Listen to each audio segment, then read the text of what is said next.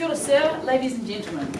We are members of the Tangaroa division, plus a couple of additional junior officers, who are tasked with modernising the delivery of information to facilitate learning at LDG. The purpose of this presentation is to gain your approval and support. We want you to sign off on our proposal so that as a Navy we can reap the benefits of this initiative. Knowledge and skill retention is a key element of our Navy's 2030 strategic plan. However, a problem that we all face is an outdated, impersonal learning system where information is largely rote learned and then data dumped on completion of the test. Over the course of 4 weeks, we have used JSUT as the model to identify a vision, a tool, and a method to achieve results. From discussions with stakeholders, to market research, to the prototype that we will show you today, we have a solution. Our vision is a comprehensive and intuitive learning platform where staff and students alike have greater flexibility and engagement with the learning process. We sought to accommodate all learning styles and not only incorporate the facts, but a means of revising and interacting with them. Our solution? Canvas, an online learning management platform developed in Australia. But don't take the Australians' word for it. As stakeholders and patrons in the RNZNs training environment, we and the future generations of trainees have a vested interest in the implementation of Canvas. We believe that the potential of this platform extends well beyond just initial training. We will show you why Canvas is the future of the RNZN's digital learning environment.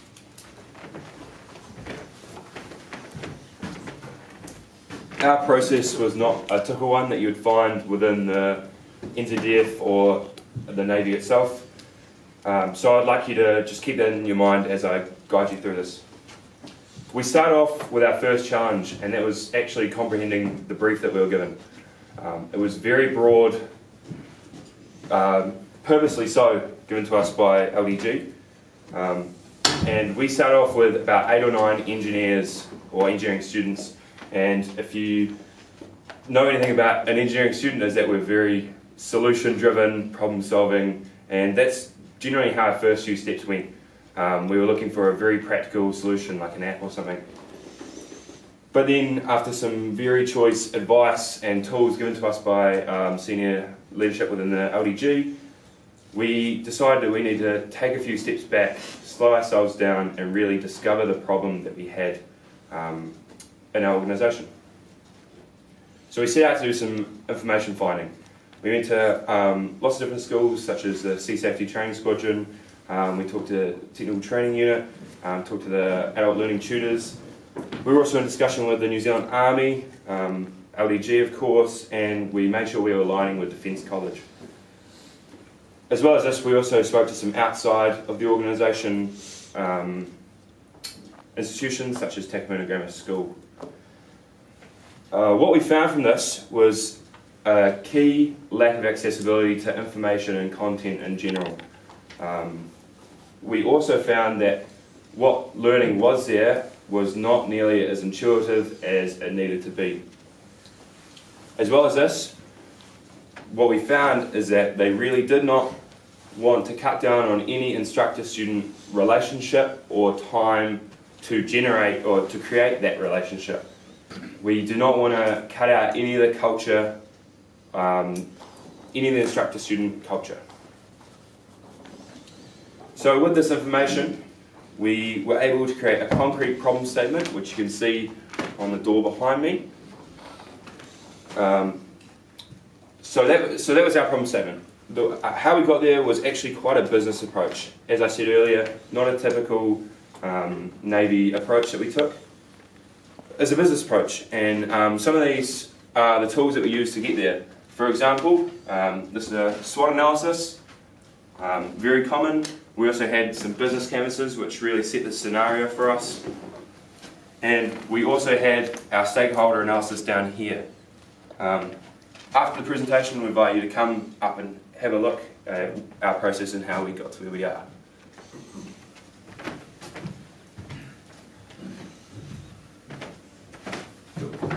I'd like to introduce you to a couple of people. Now these are hypothetical people, but they are based on our research and represent the bell curve of our end users. LSCS-DO has been asked to instruct a 1-week course on sea safety evolution for the JOCT intake. The course content is dispersed, inconsistent, and sometimes contradictory to practices within the fleet. It consists of trawling through outdated videos and documents on a common folder system, death by PowerPoint, unengaging LMS courses, and a 150-page booklet. While DO is a subject matter expert, they're not particularly computer savvy and they don't want to fall into the trap of just reading from the course book.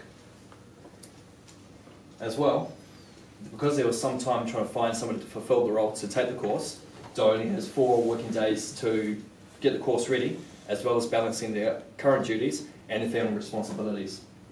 LSCS-DO would like to be able to refresh on the course quickly and be enabled to deliver the course in a consistent manner that is memorable, and they would like the course to reflect the standards and practices within the fleet.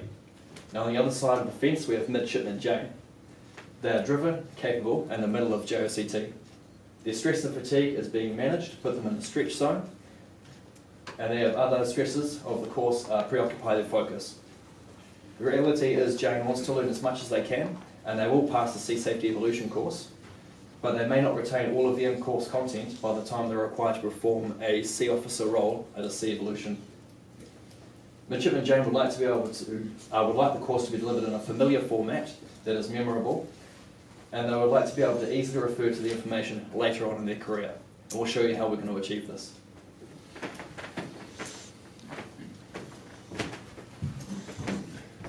So using the research and the processes you all just heard about, we created a shortlist. Now we started exploring avenues within the Navy's current system, and that's the LMS system and RAS tokens, to make the information out there more accessible. However, with the research we conducted, we found that it was more the delivery and presentation of information that needed to be our focus. So with that in mind, we spoke to a lot of people concerned with learning aids that could be incorporated into the actual delivery of content. And this was things like virtual reality and gamification. So I'd like to stress that the people working in these areas are doing awesome things with virtual reality that will absolutely modernize the way that learning is done within the Navy. But considering our task and our scope, we found that what we needed was more of a toolbox where we could incorporate different styles of teaching and learning into one easy-to-use platform. So what we did next is we looked at what the police and the Royal Australian Navy use, and they use apps and a system called the DEL, which allow them to work in the unclassified domain. With this, however, with new platforms built from scratch, we found that maintenance and management was harder than it really was necessary to be, considering the options that are out there in the civilian industry. So we looked at, to avoid reinventing the wheel, we looked at pre-established platforms that institutions like universities and secondary schools use. And this led us to Moodle, Blackboard, and Canvas. Now these platforms supplement the training given by instructors and provide study tools and information for students to access both before and after face-to-face instruction. We looked at all three, and we originally moved away from Moodle and Blackboard because of slightly lengthier processes to upload information and some compatibility issues with mobile devices. And that led us to our final solution, which is Canvas. Now, Canvas is used by Auckland, Sydney, and Melbourne University and the Building Construction Industry Training Organisation, both before and during COVID. So as an online platform, we know that it works. It's run and managed by a company called Instructure, and from the Navy's perspective, that'll eliminate the technical software management headache. And on top of that, it is extremely reliable, having been shown to be running 99.9% of the time. And of course, most importantly, it is unbelievably easy to use for both students and instructors. How many people here have not taken on board information on a course because of prior commitments, you're tired because of PT, you're thinking about dinner, something like that, and then not being able to find that key information later on after the presentation? What this platform offers is a centralized way to collate all the unclassified information that students are expected to learn whilst on course, while providing dynamic and interactive methods to learn and retain information in a blended learning environment. So I'm going to walk you through our prototype of Canvas. So this is a first prototype. So as we're going through, I want you to imagine how it could be used in each of your training environments. And this is your typical student view. So this is sort of our homepage dashboard. So here we have all the courses that the student is currently enrolled in. Over here we have their to-dos and their recent feedback. So, pardon me. So if we go into a course, take JST, this takes us to our course homepage. So this has all of the crucial information, the one-page information that they would need to know, such as key course dates, instructor details. Again, within the course, they have recent feedback as well as to-dos. And then over to the side here is where they navigate. So if we have a look at announcements, currently, one thing that we rely way too much on is mouth-to-mouth communication. So if an instructor wants to pass something on to a course, they have to stop what they're doing, what the entire course is doing, muster everyone together, pass it on, or they have to unreliably rely on one person to pass it through to everyone. Not a good system. With this, an instructor can simply take 2 minutes out of their day to post something, for instance, MSFTs, and then that'll immediately get pushed to everyone's phone, everyone will get an email, or say if we had one system in each mess deck kind of thing, then the whole mess deck would be alerted pretty much instantly. And then the students can respond saying that they've acknowledged it, or in this case, giving some constraints so that the instructors can organize an MSFT with the PDIs. So now we'll have a look into modules, and this is where the core course content is stored. So each module is broken down to make all the information really easily digestible and understandable. And then within, you see there's sort of a hierarchy system. So under GSK, we've got Navy ranks, we've got trade badges. And then within these modules, pretty much any type of information or content can be stored.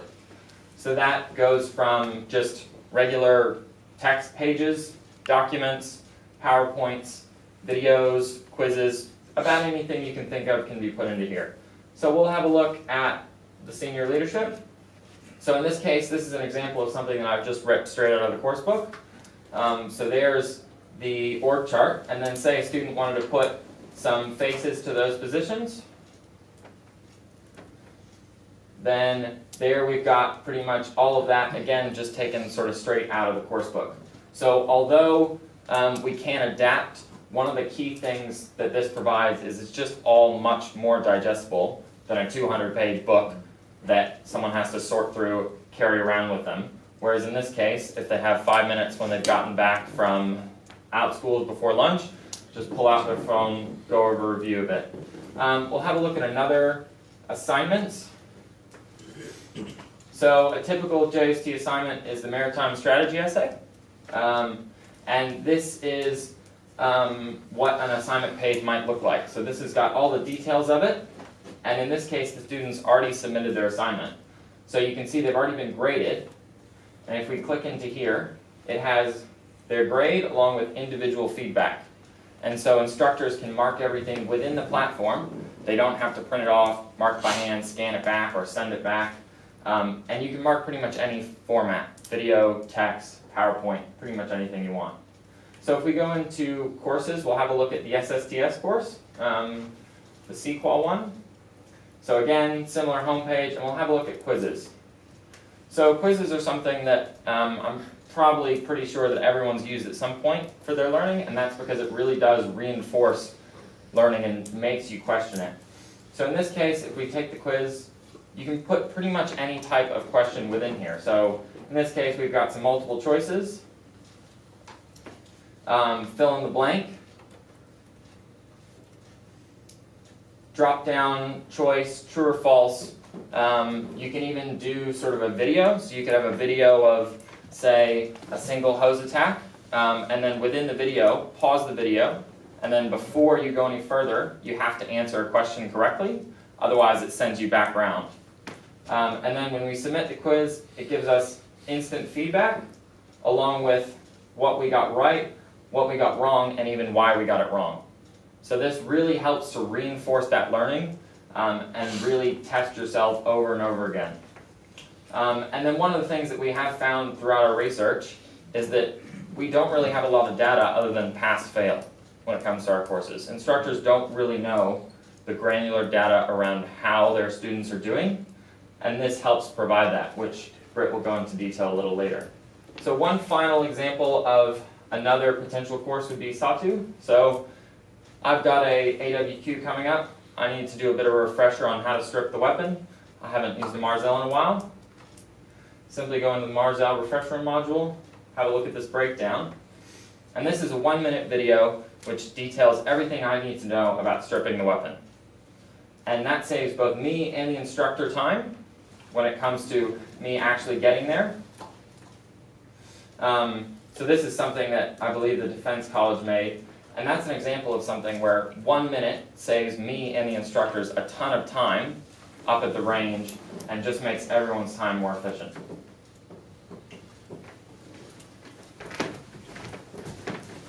Oh, pardon me, one final thing, we have a few iPads and computers out the back, so we'd love for you to come have a play with them hands-on and experience what it's like for yourself.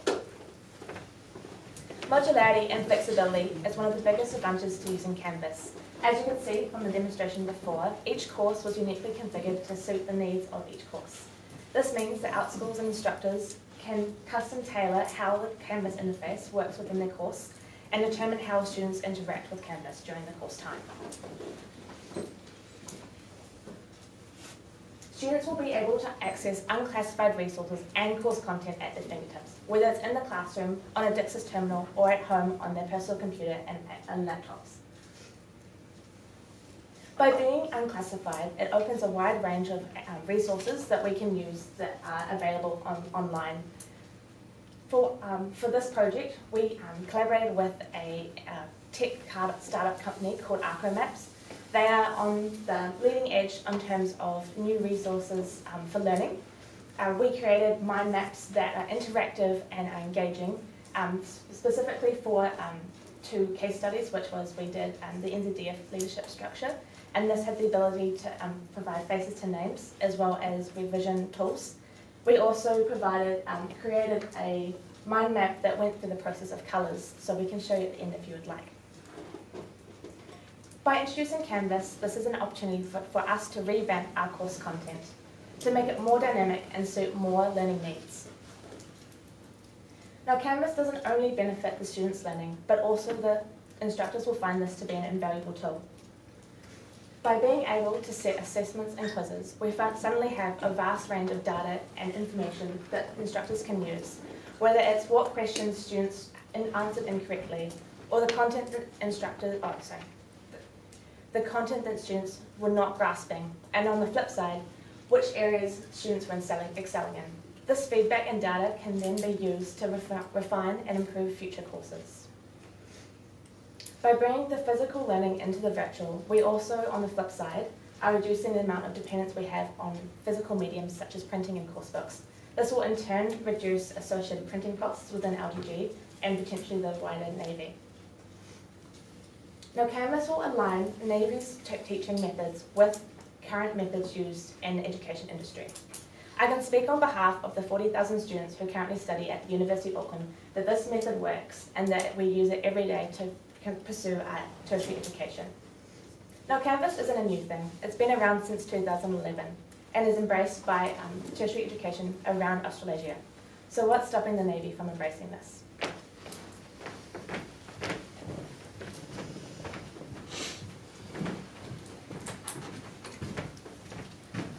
Right, to start this off, we have the choice to let Instructure manage the implementation of Canvas or hire an internal Navy group to do so. We recommend letting Instructure implement Canvas because it is less labour intensive and is much easier to manage.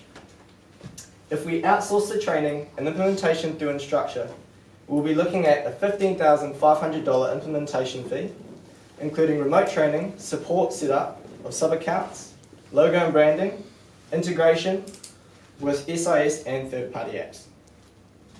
This is a standard implementation and can be customised based on needs to include specific items linked with Royal New Zealand Navy requirements. From discussions with Instructure, the fastest the platform can be up and running, ready for course content to be uploaded is 2 weeks. However, they typically introduce the system over an 8-week period to build an understanding of the platform so users aren't facing an information overload. Implementation of the program currently costs $26.50 per user per year. However, the cost per user will decrease as the user base increases. Implementation of this project will result in a significant increase in the efficiency of current courses. Instructors dealing with increased hours due to admin related to the current content delivery systems will be facing a decrease in unnecessary work by an estimate of 60 hours per JST BCT intake. As an estimate, it would take a knowledgeable 3 full-time equivalents a week to upload the required content for a course comparable to the SQL course that we had. Chris Barnes, the Regional Director for Instruction.